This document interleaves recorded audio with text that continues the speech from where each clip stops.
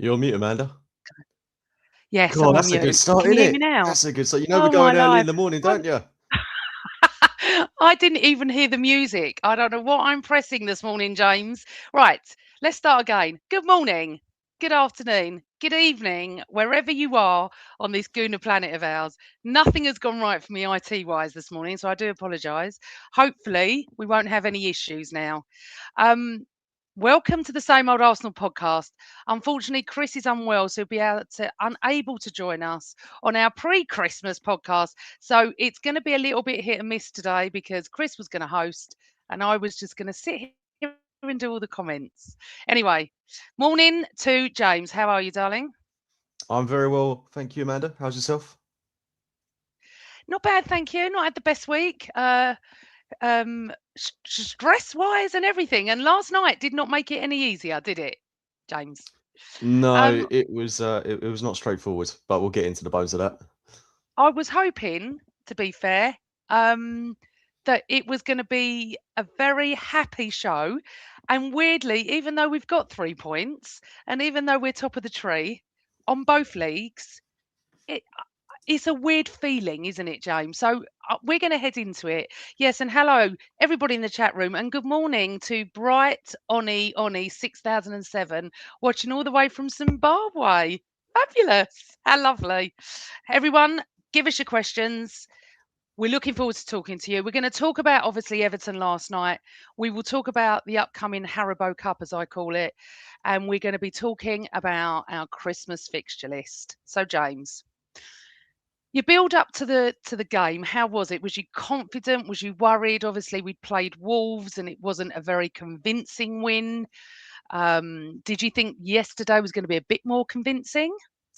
I don't know if I thought it would be, but I definitely wanted it to be because we'd had the week, not exactly off, but we'd had a week to prepare for this Yeah. game. We should be well rested. We've got players like Trossard coming back into full fitness now. It felt like we could put out a really strong 11 going into this game, which we did, but I didn't think it was going to be straightforward. It's Everton playing Arsenal at their brand new stadium. They're definitely not a bad team. Let's have it right as well. They are a decent side. But we had to win this game. We absolutely had to, and we had to respond to what was a really poor performance against Wolves, despite getting 3 points. And I think, though it wasn't perfect yesterday, it was night and day between what we saw yesterday and the Wolves game. So that's definitely a positive. I would have liked a few more goals. We had opportunities to score more. It's not going to be as simple as that going away in the Premier League. So yeah, happy with the 3 points. And I suppose in answer to the original question, um, I just didn't think it was going to be a whitewash, and it's kind of how I expected it to go. But I just would have liked a few more goals at the end Well, of it. funny you to say that. Your prediction was Everton nil, Arsenal 1. So you sort Oh, of got that spot on. wow. Yes. So I That, write that, that everything tells you down just how in much my attention podcast I book. paid to my predictions. Well, I said Everton 1, Arsenal 2. I thought it'd be a bit more of a high scoring game. One thing I did notice yesterday that we'll get into was I could not believe how silent the Everton fans were. I could actually hear the trainers, the coaches, and the players. It was so bizarre, James. It was silent. I think they woke up about 65 minutes. The difference from the Hill Dickinson Stadium to Goodison Park is vast.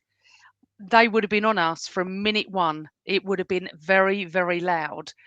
And I just don't know if they honestly believe their players had a chance um, to even beat us. But we didn't come out, did we, James? Looking like that we thought we could beat them at the beginning.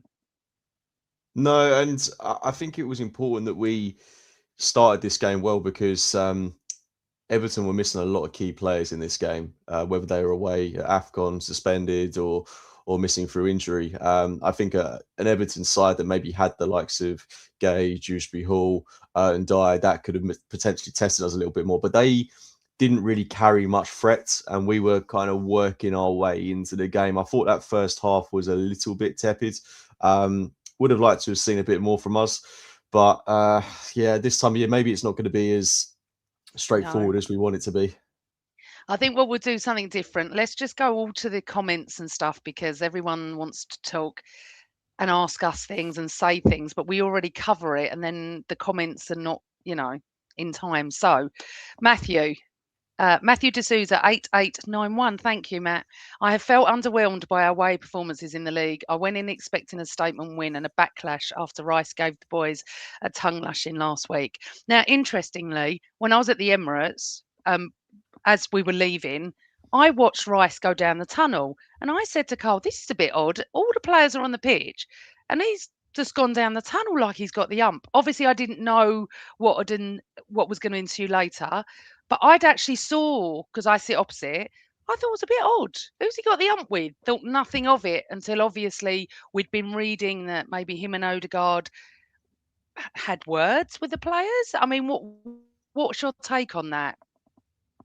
About Declan Rice giving the players a bit of a talking to. Mm, Well, it was needed, and I don't think it was just him. I think Odegaard had a few words as well, but someone just needed to give the team a bit of a shake because in that game against Wolves, there were too many players that just were basically like passengers, or were just retreating into themselves a little bit too much. I'm not going to single individuals out because it was just way too many of them that I felt were responsible mm. for that happening. And we just needed to be reminded of who we are and the ability we've got. There's absolutely no way we should have been in that position against Wolves where we're kind of hanging on. It kind of felt like we were trying to get through against Bayern Munich or Real Madrid or Barcelona, where we've been absolutely battered by those teams in the past. But we're playing bottom of the league at home. And I don't want to go back to the Wolves game. That's done. We got the 3 points. It was horrible. It's over.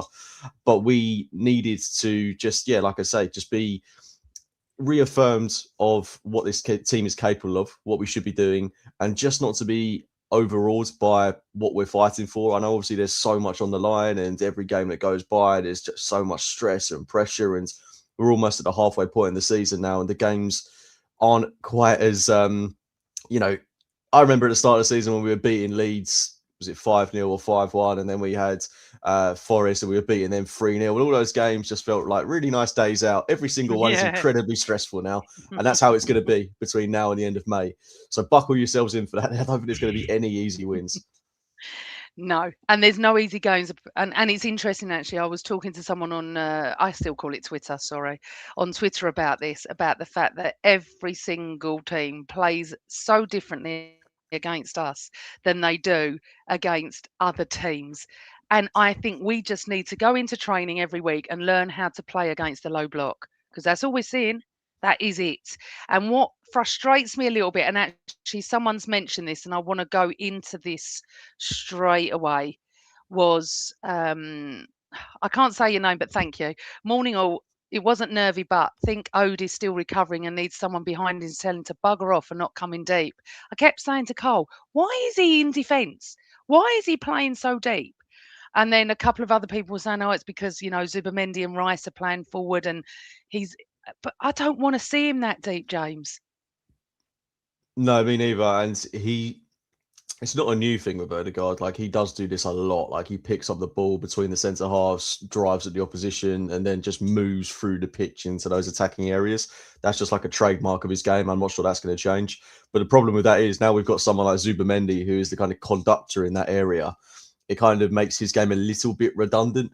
And I think we just need to just say to Odegaard, look, just stay in that final third of the pitch. Just wait for those Yeah. moments. And Zubimendi can take care of the rest because Zubimendi, I don't think it was his best game yesterday. I don't think it's any coincidence that happens when Odegaard is dropping into those areas. And Zubimendi, if you watch him, there were moments where he was popping up on the left an awful lot just because he wanted to get into some space. So I think his areas are really being affected by what Odegaard is doing. And I think people are rightly asking the question as to whether Odegaard and Zubimendi can play in the same team. Because if they're just going to be taking up the same areas, it's just not going to work. I like that midfield three, Zubimendi, Rice, Odegaard. At the start of the season, I'd have said that's our strongest midfield. But now we've actually seen it in practice, I'm starting to question whether it actually is. I don't know how you feel about that.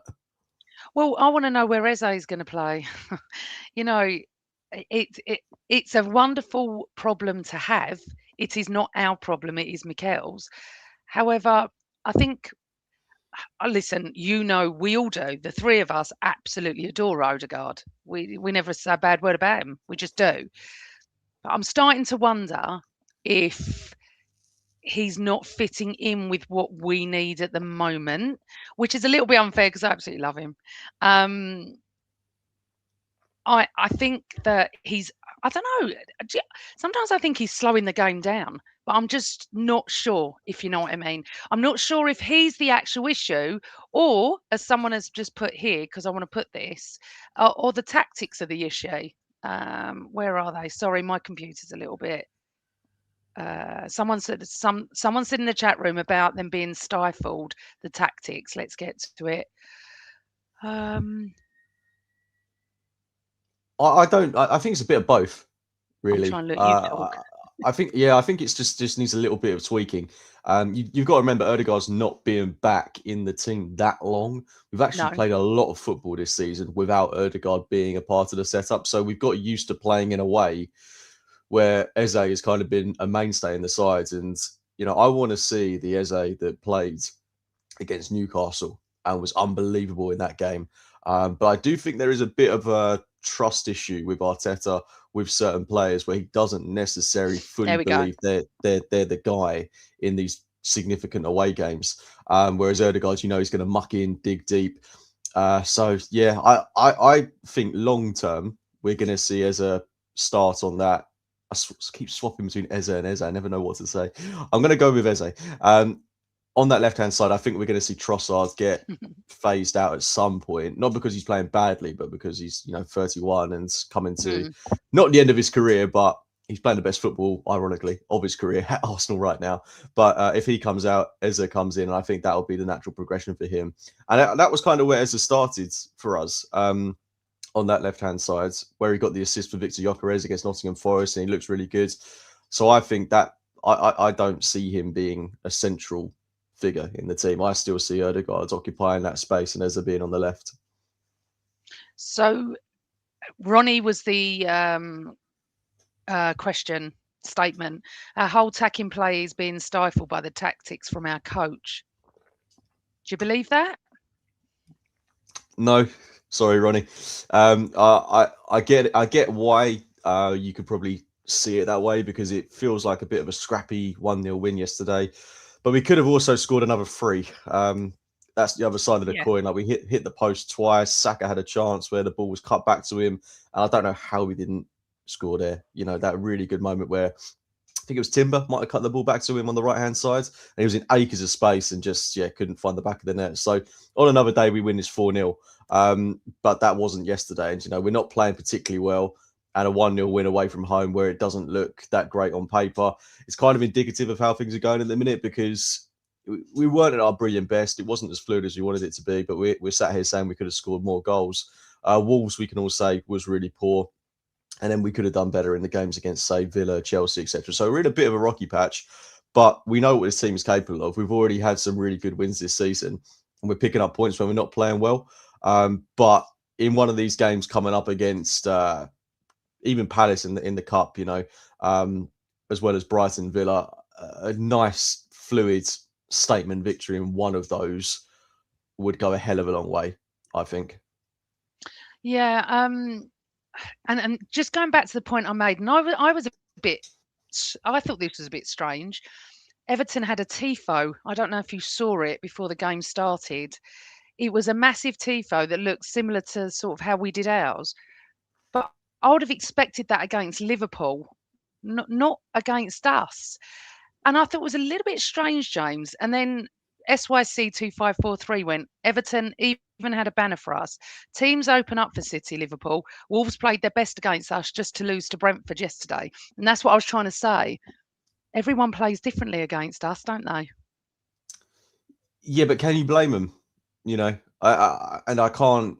Well, why are they not doing get... it against City? Because Harlow, their goal difference is more than ours now. So why are they not doing it against City, but they're doing it against us? I don't think it's a case of they're just saying to City or Liverpool, just come at us and we'll open up for you. I don't think it's going to be. I think you really need to watch those games to kind of make that assessment. I'd like to look at how Everton would play against the City side, but you got to remember Everton were missing key players yesterday. It's not like they could go gun ho. I think if they'd have had the likes of Ndiaye, Kieran Dewsbury-Hall, players that are so integral to their attacking game, they would have gone more gun ho for us, because there were points in that game where Everton had us under the cosh a little bit. And I think if they had better players available to them and better options off the bench, because the players they brought on, let's be honest, I think they weakened them. And I think they made it easier for us when they made those substitutions. I think if they had, like I say, better players on, we would have seen them push more men forward and open up spaces for us. But they just didn't have that ability on the pitch. But obviously, teams are going to try and play well against us. They're not just going to.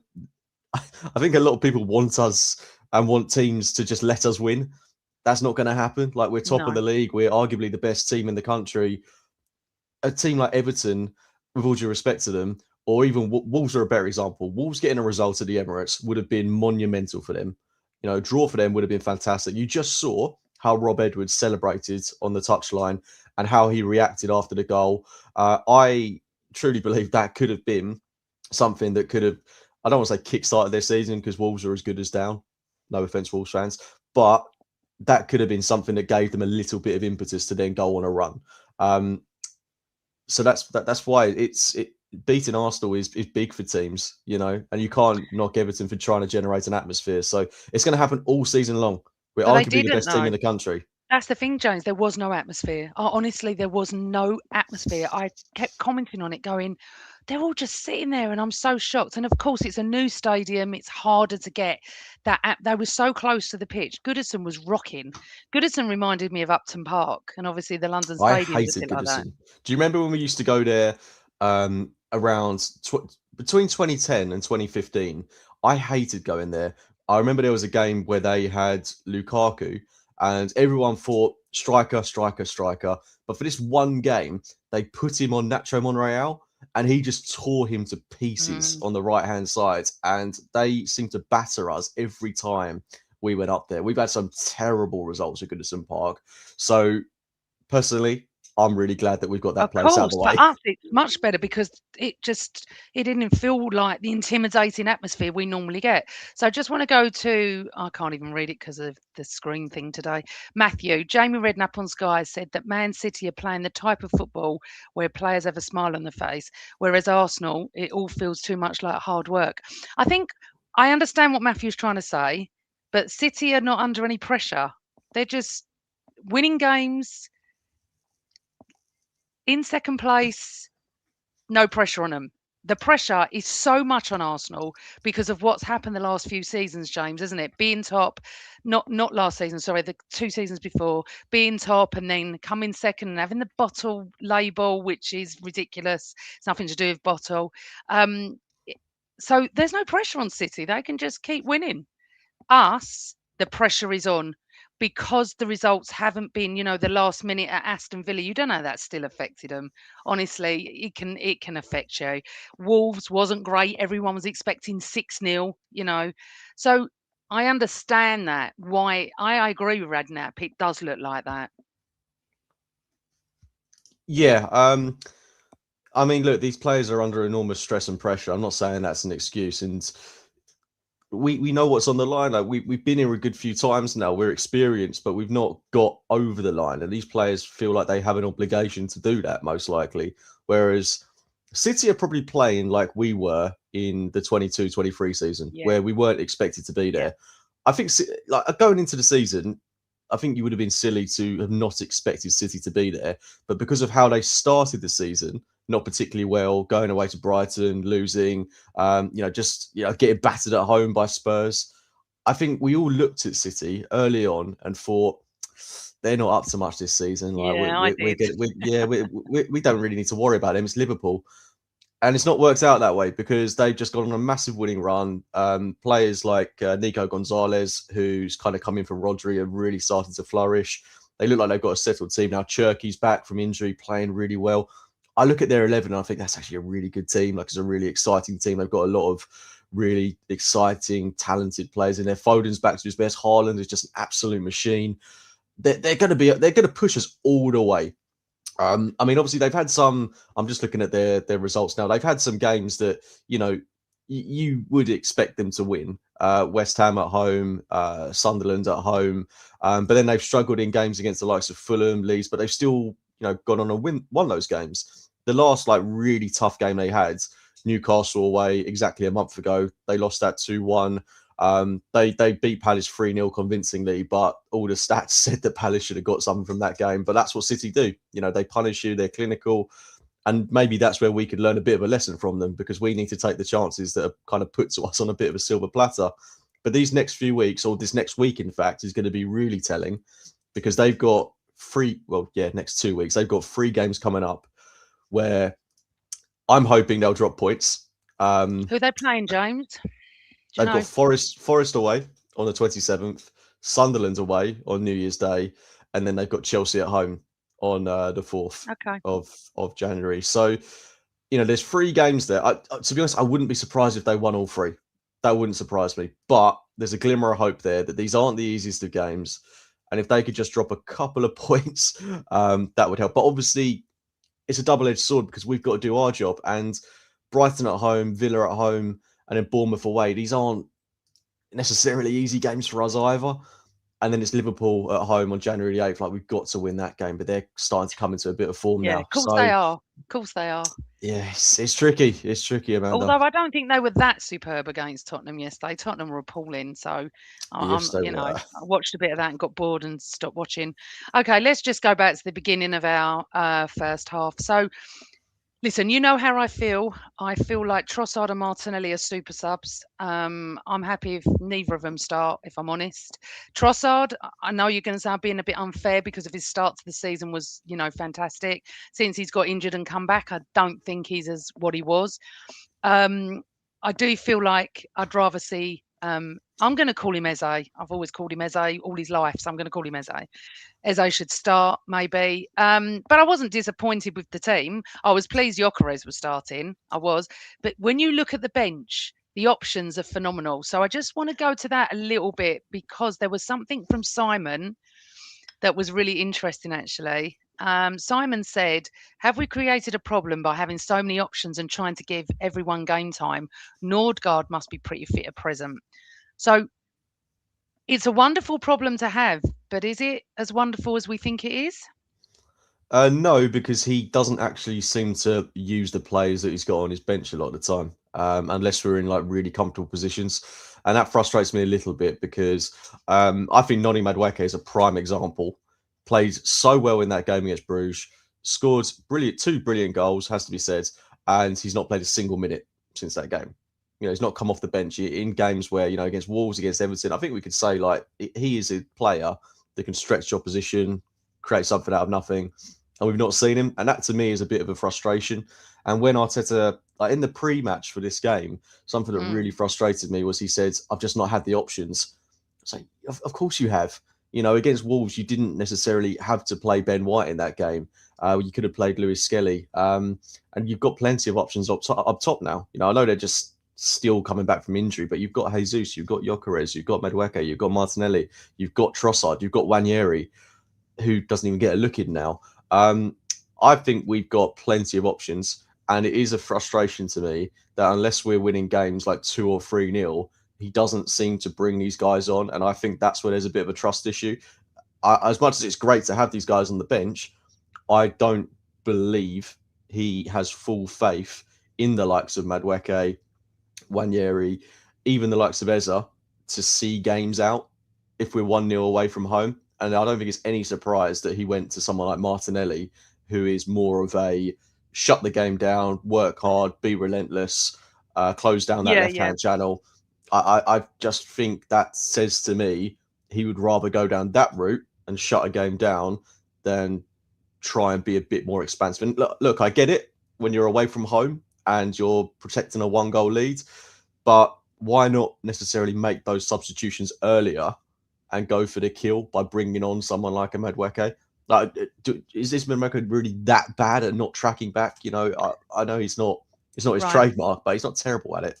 Just go back to Eze, and then we're going to come back to Madueke. So John said, morning all. Eze is not a number 10. He always played on the wing for Palace. Not true. Right. Okay. Oh, you argue with John then? No, it's not an argument. When he was at Palace, he has played a lot of games on the left wing, but his prime position and why he did so well at Palace is because they play in that kind of 3-4-3 formation where they have 2 number 10s effectively, or 2 8s, whatever you want to call them, playing behind Jean-Philippe Mateta. And he was that guy on the left, and you had Sarr on the right and Mateta up top. And it was a great, spearhead of an attack. But he just had to occupy that kind of left-hand corner of the pitch. So he was like a hybrid 10, left 8, left winger. That role just suited him so well, suited his game perfectly.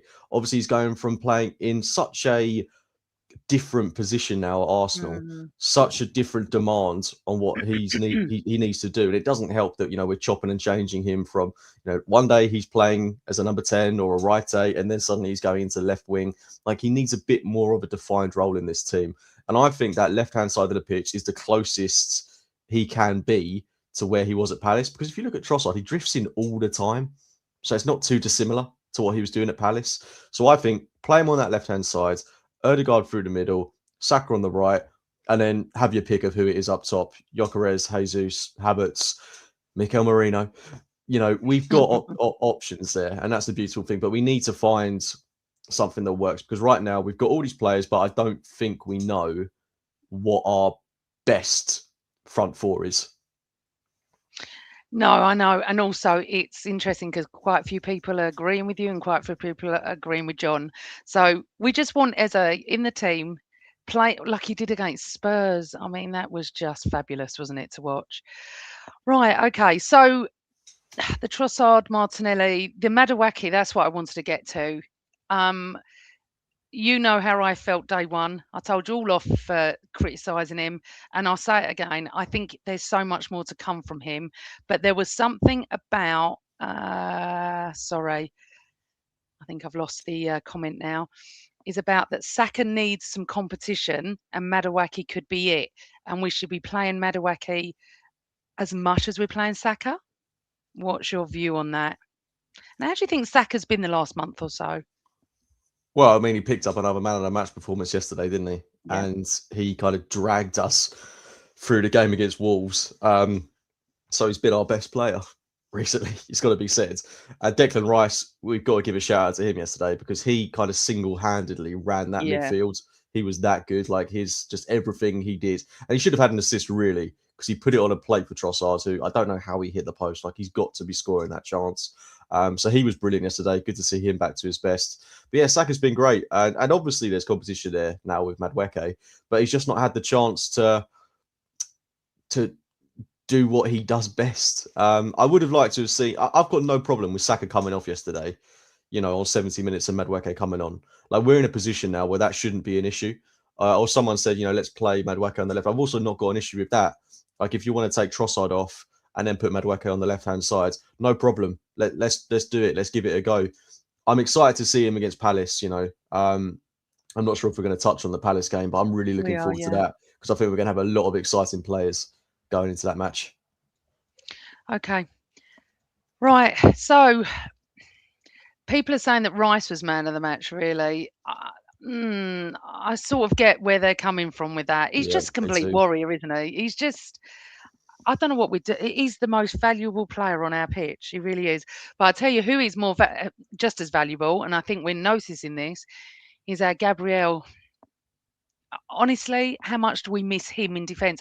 And does anyone think out there that Saliba plays much better with Gabriel? And maybe he's not as good as everybody thinks. I don't want to be controversial with Saliba. I feel more confident when Saliba's pairing up with Gabriel. I think it makes him a better player, but I'm interested to see what everyone in the chat room says, and interested to see what you're saying, James. Yeah, for me, Gabriel is the bedrock of the sides. If it was a choice between having Saliba fit and having Gabriel fit, I would pick Gabriel, because I feel like Gabriel is more comfortable with, say, a Ben White next to him, or a Mosquera next to him, or even a Yuri Timber next to him. I just think because he's the most senior figure in the team now. Like, the crazy thing is, like, the oldest player in that defence yesterday was 24. Like, that's just mental to me. Like, for a defence, that seems really, really young. It's easy to forget someone like Calafiori's 23. Nketiah, 23. Yeah, exactly. He looks a lot older. But then you've got, Yuri and Timber, Saliba. They're only 24 as well. So you need that experienced captain-like figure in the team that knows exactly how we play. He's been here for ages. I still thought Saliba was really good yesterday. I thought it was excellent. And he's kind of taking that senior authoritarian figure in the team now. I think he was. Let's be honest, we were quite fortunate not to give away a penalty on another day with another referee. We're I going to think talk that's about given. that.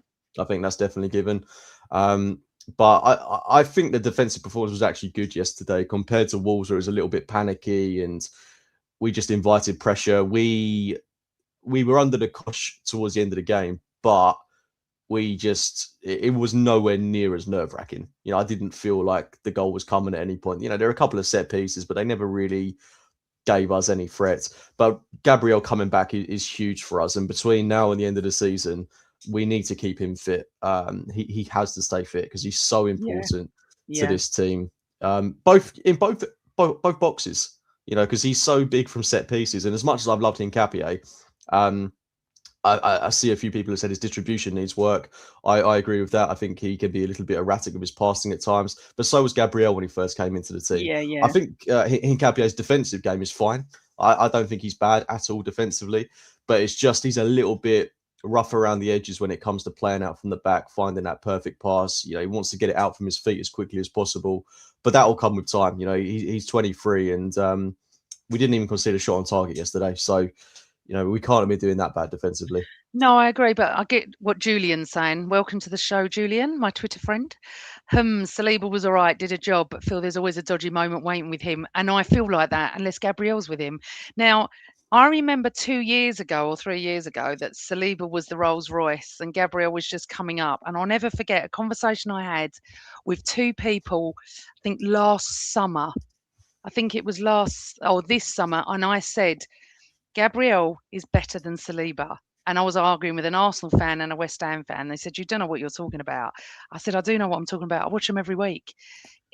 I think they were like that. I think Saliba was there. And I think Gabriel's gone like that, if I'm honest.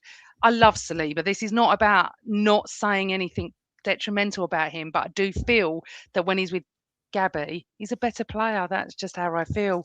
And also, as what Rancid saying, everybody looks bad in comparison to Big Gabby. He's the best centre back in the world, which is not fair on Hincapié because I don't think Hincapié's that bad.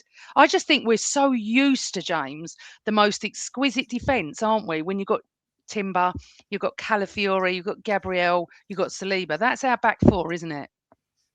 Yeah, absolutely. And I don't think it's any coincidence that yesterday we had a much more settled back line. It's much more along the lines of what we're used to. It's just quite a simple change. Gabriel out, Hincapié in, but you've still got Timber, Saliba, and Calafiori in there. I think you've got to give credit to Calafiori as well. I feel really safe with him in the team. As much as I love Lewis Skelly and I want him to play more, just something about Calafiori. I just have no worries with him. And touchwood, he's been fit all season long. I don't feel like there's a mistake in him. He's up there with Timber as players that have been dribbled past the least. So I think that's a fantastic sign. You've got to give props to him this season. He's been so good. But yeah, here's the big Gabby coming back and hopefully the clean sheets start again. But got to be said, we looked good defensively last night. We've had we can't two in the last two, haven't we? Clean sheets. So that. Oh no, two sorry. In the last two. No, we haven't. No. Wolves. I thought Wolves was 1-0. We should have had a clean sheet. Listen, I've got brain fog. That's the age of me. It should have been a clean sheet. I felt like we won that 1-0. We didn't. We won 2-1, obviously. We have still only conceded 10 goals this season. Yeah. And we've played a lot of different defensive lines. Look, I hate to go back to that Wolves game, but we reshuffled that defense way too much.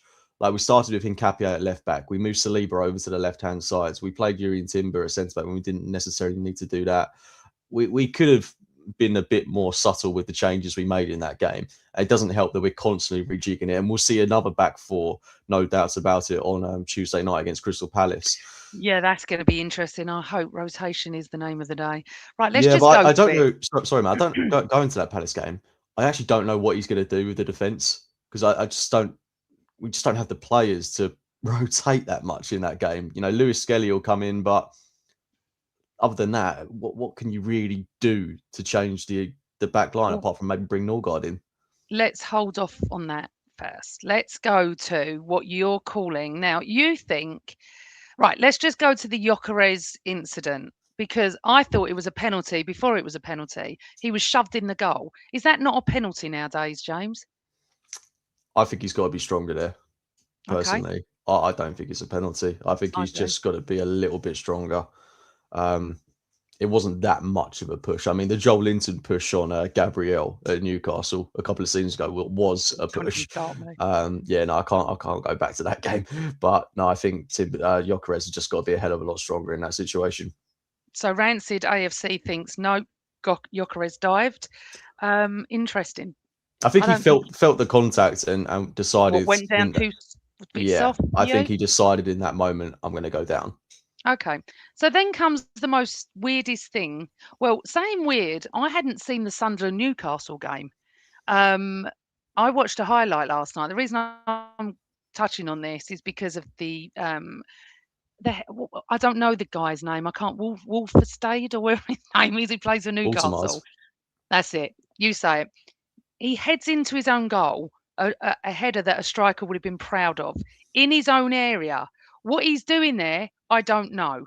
Yesterday, I felt just as shocked that a guy would jump with both hands, a defender, James, jumping with both hands and handballing the ball, obviously. I mean, obviously, there's no discussion. We know that there's not anybody and any rival fans anywhere has said that that is not a penalty because that is a penalty. You can't discuss that. But when the referee is called over to the screen, which is the right thing to do, why did it take him 6 times to watch what you only needed to watch once or possibly twice to see what he'd done? And why did he do it? Yeah, I mean it's really silly from O'Brien. I don't know why he's got his hands up in the air like that. Because even if the ball goes over his head, it's not like it's going to cause any real danger. But I mean, the ref should have spotted it in real time because if you look back at the replays, he's got a really clear line of sight on that happening. Mm, But look, he's given it. It's worked in our favour. It was stonewall penalty. yeah. Really silly from O'Brien. And I was really happy that they gave the penalty to Gyökeres because he really needed that and he took it very, very well. Okay. So just because I've starred some things, were you mad nervous when Victor stood up for that pen? Yes, because I thought Erdegaard was taking it, to be honest. I was so nervous for him and for us. Could you imagine, James, if he'd have missed that? I don't want to. No. So Gentile, yes, I was nervous when he did that. Um, Matthew said I was definitely nervous for Victor standing over that pen. Was you nervous or not, James? I can't remember what you just said. Sorry. I would have been nervous for anyone that took that penalty, whether it was Saka, Erdegaard, Gyökeres, because we just, again, it's like we go back to what is on the line here and you need to get that goal, especially the first one. Like the first goal is so, so important. But I had confidence in him to do it. Like if there's one thing Gyökeres can do, it's convert a penalty. Like he took it really well, even if the placement isn't that great, and the placement on that penalty wasn't the best, but the power is just going to beat the goalkeeper. It reminds me of the penalties Jamie Vardy used to take. Just power, back of the net. Goalkeeper rarely stands a chance if you just put it on target. And it's good for him. Like I thought his all-round game yesterday wasn't perfect, but it was better. Definitely better than it was against Wolves. Like he came down the left-hand channel a bit more. He was a bit more involved. Got into better positions, but there's still that feeling for me that he needs to be doing more to get into the even more dangerous areas. I don't think it's a service issue. I think he needs to be reading the game a lot better. But look, this is a goal away from home. He needed it. I think Yeah. he'll get a rest against Palace. Maybe bring him on with half an hour left. There's opportunities coming up. We've got 3 home games in a row. I think he's got to score in one of them. I don't know about you. Yes, I mean, I'd play him Tuesday night. Absolutely. Is it Tuesday night, isn't it? And I I want to would just go back. if it wasn't for Jesus coming back. I would. No, no, no, I'd play him. We need to keep playing him. There was one incident yet. So I'm very much a very big protector of Gyökeres. I argue with my colleague Dan at work every day. I think he does it to wind me up now about Gyökeres and got given time. But there was one incident yesterday that the ball was passed to him and he messed up. And a few minutes later, Arteta subbed him. Now, I don't know if it's anything to do with that. I don't know. But I wasn't impressed with that. And I'm always honest. I love Gyökeres and I think he's going to come good. But I think he does. And you're right. He does need to give a little bit more.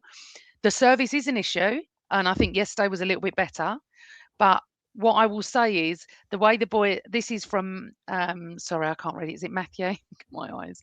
The way the boys congratulated Victor was like when they congratulated Havertz. They know he's feeling the pressure. Did you notice that? Everyone went over to him. It was lovely. Yeah, absolutely. And look, this could be a big moment for him. For Havertz, I don't want to say that penalty was a turning point because it's not like, suddenly after that game he looked amazing. It was when we kind of found his role within the team. Like for the first 4 or 5 months of Kai Havertz at Arsenal, I wasn't impressed. Like, I didn't think he was particularly good. But then the start of 2024, wasn't it? When we moved into striker and he was kind Yeah, of getting goals like one in two, like on a regular basis, and he just looked so much more involved. That's what we need to do with Gyökeres. We need to find how best to play him. And someone's put it in the chat that his hold up play just really needs a lot of work. But I don't think a hold up play is his aspect of the game. Really, I don't think that's playing to his strength. If we're expecting him to go back into the opposition, holding the ball up and then passing it and laying it off to the likes of Saka, Martinelli, etc., that's a Havertz game. That's a Jesus game. That's not a Gyökeres game. Gyökeres is best when he's kind of constantly moving, making those runs, and we've got to thread the needle and try and find those passes to him. So it's a very different way of playing. But yeah, if we can unlock that, then we've got something there. But Phil Costa of the Arsenal Vision podcast made a really good point that Gyökeres is just going to become an option for us. And I'm not saying that's a bad thing. If anything, I think it's quite a good thing. But when Havertz is back, we've got 4 options that we can play at any given time. Havertz, Jesus, Gyökeres, Marino. And you've got to put Marino as a genuine option in there because he is one for me at this point. He's offered so much at centre forwards. So he falls into one of those options. And that's going to be good for us because there are going to be different game states where we need a Gyökeres, and different game states where we need a Havertz or a Jesus. And who knows? Maybe we'll see Mikel Marino used even when we've got the other 3 guys fit. So I think that Gyökeres would be more of an issue if we'd have paid twice as much for him. But the fact we've paid 56 million for him, I know obviously that's still a lot of money, but it's not like going to be absolutely detrimental for us if he doesn't explode. But I said at the start of the season, 20 goals across all competitions, that's fine. And he's on 7? Yeah, mm. he's kind of doing what I expected. I'd like a bit more, but I think he'll get 20 goals across all comps, and I'm fine with that. Okay. I just want to go back to this. Now, I think you and I are going to disagree here. A game of 2 penalties. So he blasts it, puts it in the back of the net. Everyone's happy. We're thrilled. We're 1-0 up, and it's Gyökeres. So the second half saw a penalty incident with Saliba, and I don't know what Everton player it was, who went down like a sack of spuds in my eyes. Your view on it, and then let's see what the people in the chat room are saying about whether they think Everton deserved a penalty or not. I think they'll feel hard done by, and I don't blame them for it. It's the exact same situation that we had a couple of years ago when we went to Aston Villa. Douglas Luiz went through Gabriel Jesus, 2 players going for the ball.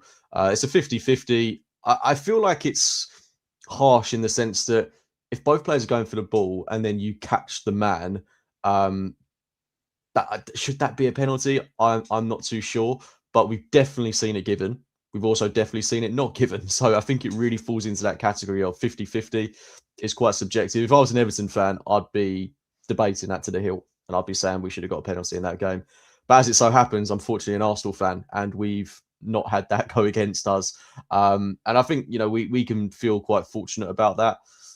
But I'm not entirely sure I believe that sort of challenge should be a penalty. It's kind of the exact same as when Saliba followed through when 2 players were going for a header and we had a penalty given against us in the game against Brighton. Was it took out Pedro? And they're both going for the same ball and he just happens to catch the man just because, that's how his body is falling. I don't feel like incidents like that should necessarily be penalties because there's zero intention there. So it does feel a bit harsh, but it's the way the game's going, unfortunately. They give Yeah, penalties for anything and everything. but they don't. And as we said against Villa, but however, I agree with Emerson. Amanda both kicked the ball at the same time on the contact. How can that be a penalty? Honestly. But Gemini's right. You see softer ones given. I don't think it is a penalty, I'm afraid. I just don't. I think 2 players are going for the ball. They kicked it at the same time. and that was that. I actually couldn't. I couldn't think of it any less. But this is what we love about football. It's all about opinions and everything. Let's go to some of the questions. Right. So we've done the game of two penalties. Okay. Unique James says it is the system, guys. It doesn't work, and it is down to Arteta. Our performances have not been great, and Everton should have had a penalty from Saliba, so he believes it was. Our luck will run out eventually, guys. Do you believe that? I don't think we've been that lucky, to be honest. No, I don't think yesterday we were lucky. I think we were a better team and deserved the win. Like, not to repeat myself, but we could have scored a lot more goals in this game. We had the Saka chance. Trossard hit the post. Supermendy hit the post. On another day, a couple of inches to the left or right, and those are goals. And we're coming away with a 3-0 win. Performance wasn't fantastic. Let's not sugarcoat it. But it's not like we were terrible, and we reduced Everton to not having a single shot on target. But like I've already said, we've got 3 home games coming up, and we need to go back to playing what we saw at the start of the season. A bit more courage, a bit more, take the handbrake off, as we were saying earlier on in the season. Just have a bit more fun with it. And at home, the Emirates is going to demand a performance. Players will have pressure on them from the fans. There's no doubt about it. We don't want to see what we saw against Wolves. We want to be treated almost. We want to be entertained. And that starts on Tuesday night against Palace.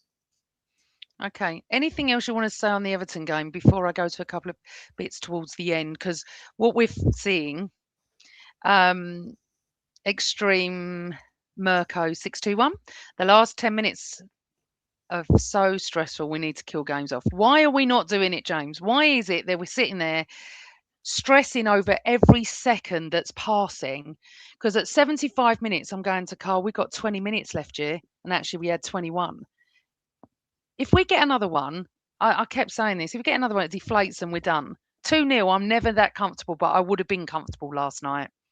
Yeah, this is the thing, and it goes back to the substitutions debate we were talking about before. I think if he brings on an Eze or a Madueke, just someone that can create something out of nothing when the opposition is trying to break you down, and you've got those guys at the other end of the pitch to create something, that's where you potentially get that second goal. But because he doesn't necessarily trust those players in those game states, that's where he's going to turn to the likes of Mikel Merino, Gabriel Martinez, the guys that slow the pace of the game down a little bit more and bring more control rather than more of those maverick moments. But that's frustrating, because does that mean we're only going to see the likes of Madueke or Eze in Carabao Cup games, or well, not necessarily Eze, but someone like Madueke or Wanyeri is a better example? Are we only going to see these guys in dead rubber Champions League games or Carabao Cup games, or when we're losing 1-0 or 2-0, which hopefully isn't going to happen anytime soon? But when we're losing games, is that the only time we're going to see them? Like, it just doesn't make sense to me. I want to see more of these guys. Yeah, no, I agree. So, okay. So 1-0, convincing would have been better. I mean, Trossard was what, an inch away from that being, that was the most beautiful bit of football we've seen in a couple of weeks. That from the whole way through the pitch, right down to Trossard, curls it, wasn't enough curl on it, hits the post and comes out. And then you're starting to think, are we going to win this? Or is it going to be another Villa? Or is it going to be another Wolves where they're going to concede? Because we do feel sometimes, James, we go into panic stations, don't we? And we invite pressure on by sitting back, sitting so deep. Why are they doing this? Do they not believe they can actually go and kill games off? I don't know. I think it's just the pressure that's getting to us. Conserving what we've got. The longer that game goes on, and the closer we get to the full-time whistle, it becomes more about seeing out what you've got rather than trying to push for more. And with each minute that goes by, that feeling grows and grows and grows. So it feels like something that happens quite naturally.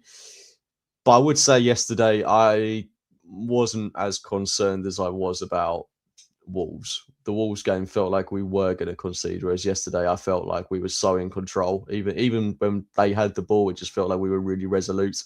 Raya was really commanding his box. Like, every ball that came in, he was first to it every single time. And Everton just posed no real threat. So that helped. So even though we sat deep and we saw out the win, there wasn't any concern really on my end. Obviously, when you're watching the game, your heart is beating at 200 miles an hour. But looking at it in hindsight, there was nothing really to be worried about. But other teams, better teams, will pile on more pressure in those situations and create better opportunities if we're just going to let them have the ball. Let's just discuss Zubimendi because it seems to be a lot of people in the chat room are concerned about this. Okay, so Matthew, again, thank you for your brilliant comments today, Matt. As it's Zubimendi's first season in English football, I worry about him hitting a wall when he's not getting rested, either during a game or from the start. Are you concerned or not? Not yet, not really. I mean, Zubimendi has played a hell of a lot of football for us, and he plays all the time for Spain as well. I think sometimes in these tough away games, that's where he struggles a little bit. He's not quite as commanding as I would like him to be. And like we said before, with Erdegaard coming back into the side, he seems to inflict with, or conflict, should I say, with Zubimendi's game. So I think that midfield just needs tweaking and it Yeah. needs to work because, like that comment says, Erdegaard is occupying all the spaces that Zubimendi wants to be in, and that's not helping him at all. But I'm not worried about him, not in the slightest. I think he's been one of No. our best players this season. Yeah. Yeah, a little bit of an unsung hero is old Zubimendi, isn't he? Okay, so we end it. We take the points. We get out of the Hill Dickinson Stadium. I'm still going to say Goodison. I know that. And we end up going back to top of the league. And I'm bored of saying this, but you don't win the league in November or December. Nice to be there for Christmas. We are top of the league. Your thoughts now. Let's turn to Palace on Tuesday night. I'm not going. You are going. So what are you expecting? Because there's people here. Let's have a look. We've got right unique. We need to win the Carabao Cup, get our players to taste the trophy, and that will possibly push them on to win more trophies. We must beat Crystal Palace on Tuesday night. So, with that in mind, you're talking about the defence, and there can't be many changes. But who are you going with in midfield and up front? Who would you like to see?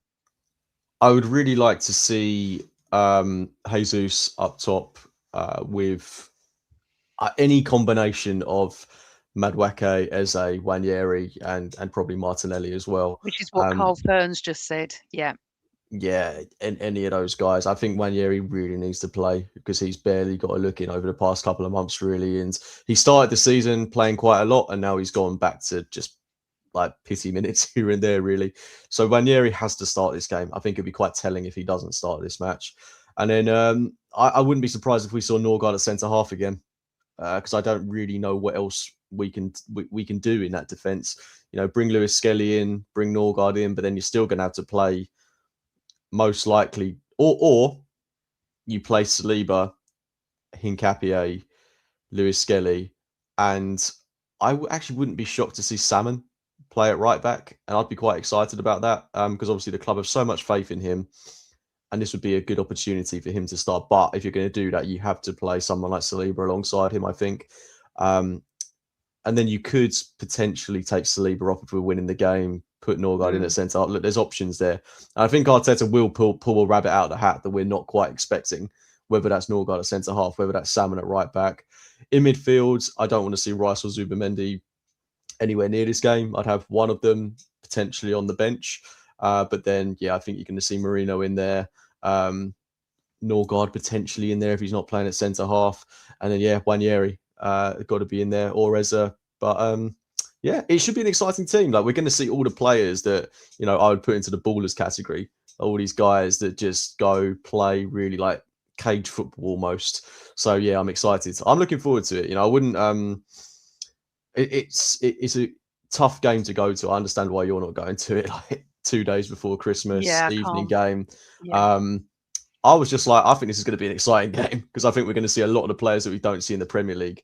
So I'm excited about it. And to be fair, I feel really lucky to be going to the Emirates, 3 times in the space of a week, pretty much. Maybe I won't be feeling lucky when we lose all 3, but here's hoping that doesn't happen. Gemini saying home advantage should see us through to face the blue mob from West London. So let's just do a prediction on that one. So Palace, what are we going for, James? I'm going to go I think it could be a crazy game. I'm going to go 3-2 to Arsenal. Oh, okay. I'm going to go 2-1. I hadn't really thought about that for the prediction. Have we got? Is it Brighton Saturday? Or is it? It's Brighton, It's isn't it? Brighton, Saturday. yeah. Let's see what they're saying in the chat room. Arsenal 2, Crystal Palace 0. Seems like Emerson's going for penalties. 3-1, 3-1, 3-1, 2-1. So everyone's quietly confident. Karen's saying the Arsenal 3, Palace 1. Let's hope, because it would be lovely to get through that as well. And then we have a double header, won't we, with Chelsea in January, I think. I think, yeah, one of the games is in January and the other one's at the start of February, if I'm right. But yeah, we're gonna, if we get through, I mean, the schedule's going to be mental, absolutely mental.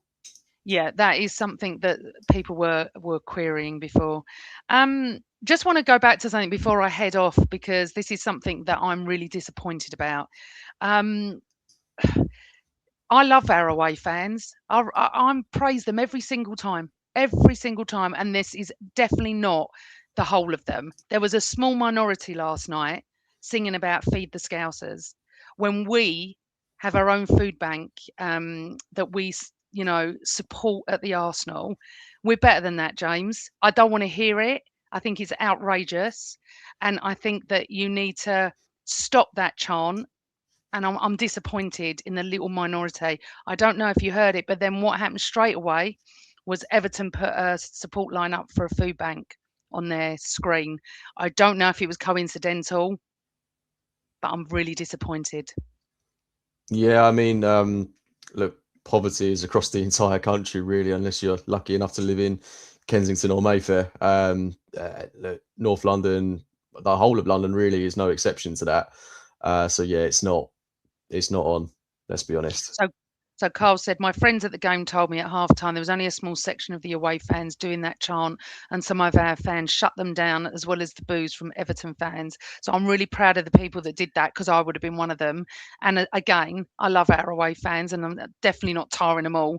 It's a very small, idiotic minority. So I'm going to apologise on their behalf to Everton, because that is disgraceful. Absolutely.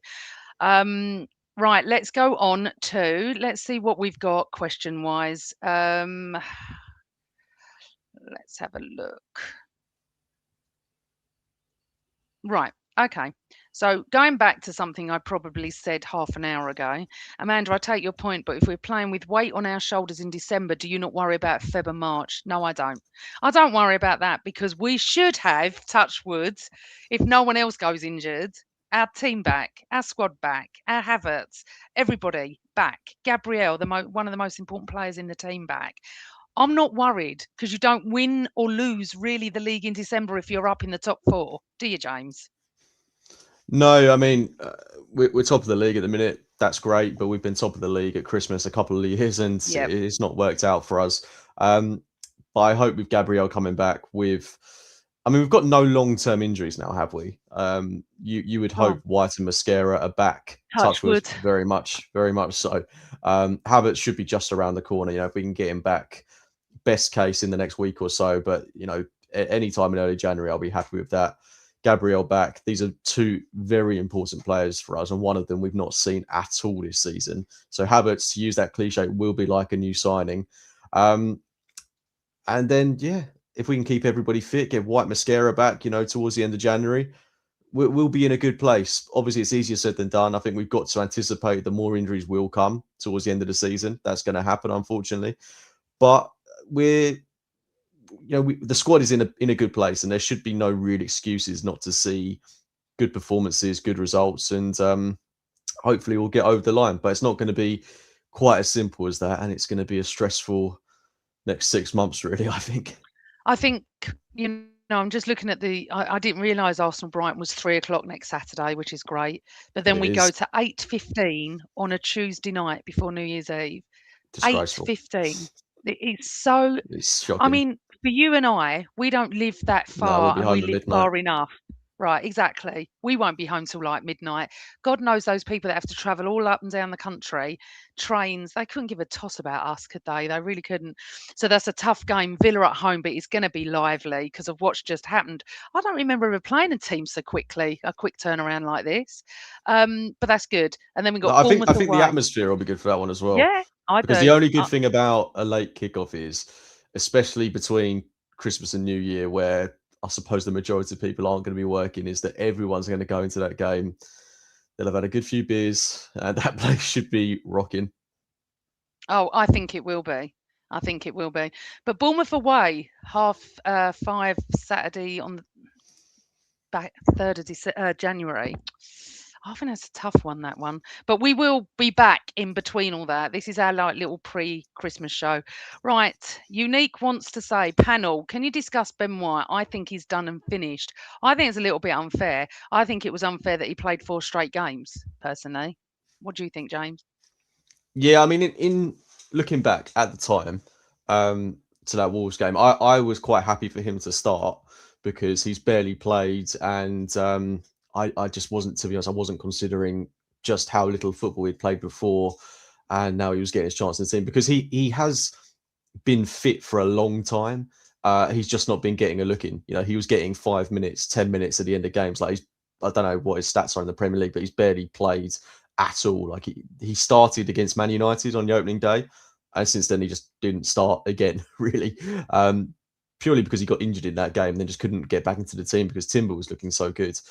But I think it's harsh to say he's finished. Like he's 28 years old. I don't think it's helped that we've run him into the ground in previous years. You know, he's played in games where he's been injured and played through the pain. That's going to catch up with you towards the not the twilight of your career, but at 28, you know, he's definitely in that stage where he's got to be looking at, you know, the not the. I'm making it sound like 28 years old. Like I'm 29, and it makes me feel very old when I'm talking in these terms. But I don't think he's finished. I think that's silly. I think it's just a case of we played him too much, and it's just, you know, coming back from an injury where he's not played at all really. I'll be interested to see how we manage him when he comes back because Arteta said it's only a few games. So let's say that probably means 6 weeks. But let's say he's back in a month's time. You know, we've got to be a bit more careful with him. I'd like him back for Portsmouth if we can do that and get him playing in that game. Every other game maybe, or even coming on as a sub, but Yeah, not straight but games like he that. was I class don't when think he he is. played.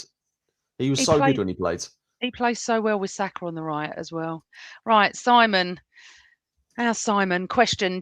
Jesus. Jesus, Havertz and Gyökeres are all fully fit. Who starts from mid-January onwards? Havertz. If we're assuming they're all fully fit, I'm talking about like not bedding Havertz in. I'm saying like if he's ready to go, playing in his pomp, it's Havertz. What, and you're dropping Gyökeres, yeah? Uh-huh. Absolutely. Sorry, Okay. Gyökeres. Okay. What does everyone else think about that in the chat room before I go to some questions? Because I don't want to drop Gyökeres. I don't want to. John's saying Havertz if ready, but he's after going to get match fit, isn't he? He's going to take him ages, I reckon. I reckon we'll be seeing him for like 10 or 15 minutes. It'd be lovely to see him. It's been a bloody long time, people. It really has. Rancid saying Havertz is our best striker. Okay. Oh, okay. John, so you can only pick 1 points against Brighton or defeat Palace. I understand what you mean. 1 win, I think he means. So Brighton win or defeat Palace. Hard one because I've always been. By the way, Merry Christmas. My jumper says someone asked. What are you going for, James? A loss against Brighton or a win against Palace? I'd rather take the 3 points against Brighton if that's what the question is implying. I think so. I'm with you on that. As much as I want to win a trophy, I'm with you on that because it's much more important.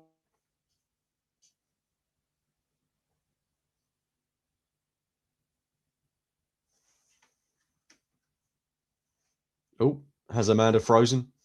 Have I frozen or am I back? No, you're back. You're It went back. a bit weird. Sorry. Oh That's my not bad god. for me though. 1 hour in and I've only frozen once. Um, okay, let's see what else we've got here. Okay.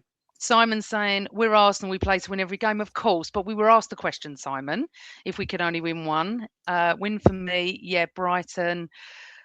Brighton win. I think we're all on that same page. So talking of Brighton, doesn't look like we're going to have anyone back, does it? Apart from what we've got at the moment, and please God, no injuries. Well, maybe Gabriel. Maybe Gabriel will have it. Oh, I thought he was out till. But I know. early I think. Jan. I think he'll be. I don't think we'll see anyone. I'll be surprised. Okay, darling James, Brighton prediction. 2-0 Arsenal in that one.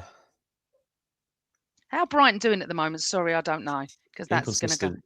Very inconsistent. They seem Okay, to so leak a lot of goals. I'm going to do the same as Palace. I'm going 2-1 because I think we're at. I can't call it next Saturday. Depends who he plays Tuesday night, isn't it? Let's have a look.